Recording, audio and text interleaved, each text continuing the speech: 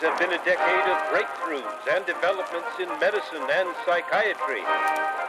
Scientists have developed a new technology to cure mentally ill adults. With the use of electroshocks, the minds of sick patients are being wiped clean, giving them a fresh start. On this blank slate, physicians then imprint a new, healthy personality. Remaking people, shocking them into obedience. This is a story about that powerful idea. In the 1950s, it caught the attention of the CIA. The agency funded a series of experiments. Out of them was produced a secret handbook on how to break down prisoners. The key was using shock to reduce adults to a childlike state.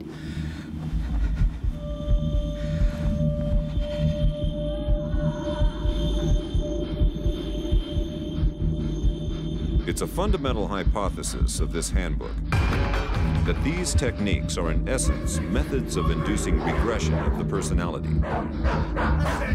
There is an interval, which may be extremely brief, of suspended animation, a kind of psychological shock or paralysis.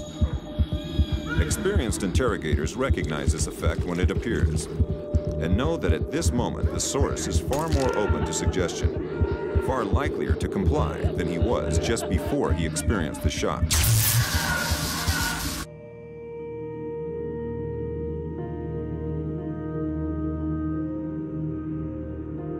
But these techniques don't only work on individuals.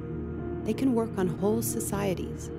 A collective trauma, a war, a coup, a natural disaster, a terrorist attack puts us all into a state of shock. And in the aftermath, like the prisoner in the interrogation chamber, we too become childlike, more inclined to follow leaders who claim to protect us. One person who understood this phenomenon early on was the most famous economist of our era, Milton Friedman. Friedman believed in a radical vision of society in which profit and the market drive every aspect of life, from schools to healthcare, even the army. He called for abolishing all trade protections, deregulating all prices, and eviscerating government services. These ideas have always been tremendously unpopular, and understandably so.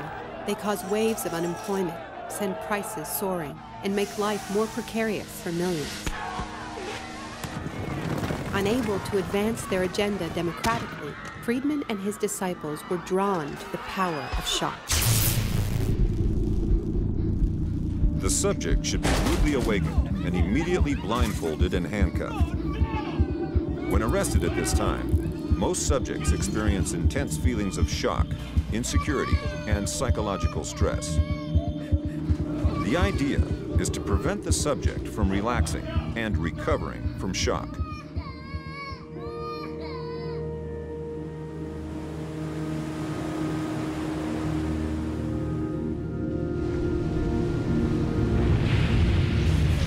Friedman understood that just as prisoners are softened up for interrogation by the shock of their capture, massive disasters could serve to soften us up for his radical free market crusade.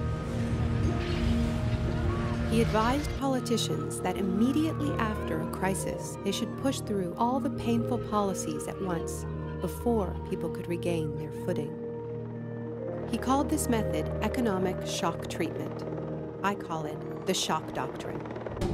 Take a second look at the iconic events of our era, and behind many, you will find its logic at work. This is the secret history of the free market. It wasn't born in freedom and democracy. It was born in shock.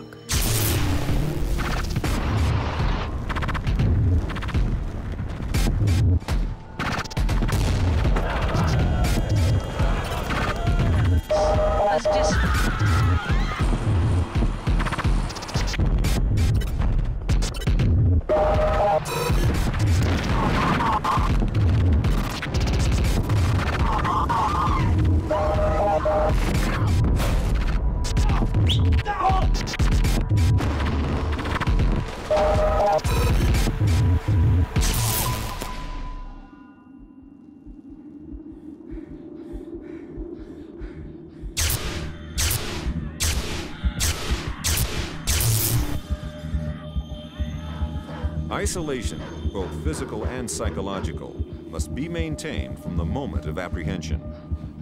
The capacity for resistance is diminished by disorientation. Prisoners should maintain silence at all times.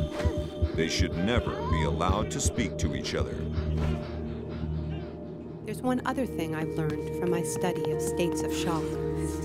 Shock wears off. It is by definition a temporary state.